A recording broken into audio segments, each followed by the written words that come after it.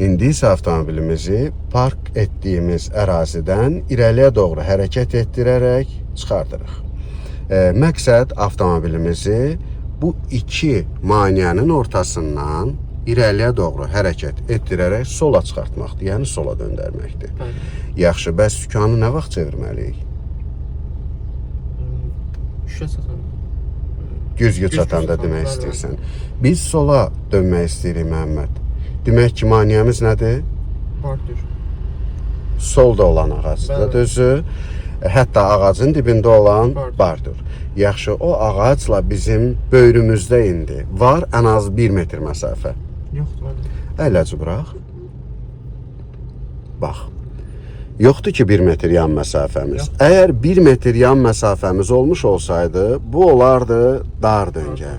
Dar döngələrdə avtomobilimizin güzgüsü çatanda dönürdük və sükanı axıra qədər döndərdik, düzü?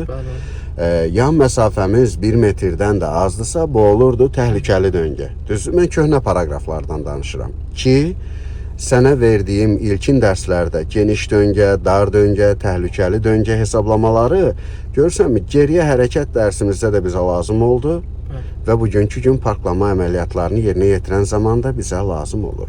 Demək ki, böyür məsafəmiz 1 metrdən də azdırsa, bu olur təhlükəli döngə. Düzü? Təhlükəli döngələrdə sola dönərkən fərq yoxdur sola yaxud sağa. Bu arada sağa dönsəydik, sağımızda olan maneə ilə hesab götürəcəkdik.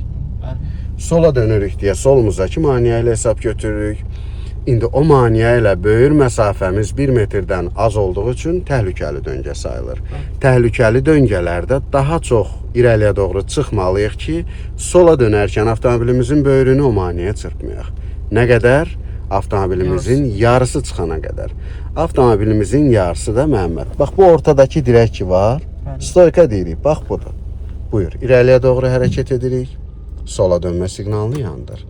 Çevril bax Məhəmməd. Sağdan gələn yoxdur ki. Zaten ora bağlıdır. Oradan kiminsə gəlmə ehtimalı yoxdur. Mən vərdiş alasan deyə deyirəm. Çiy iş tutma. Buyur.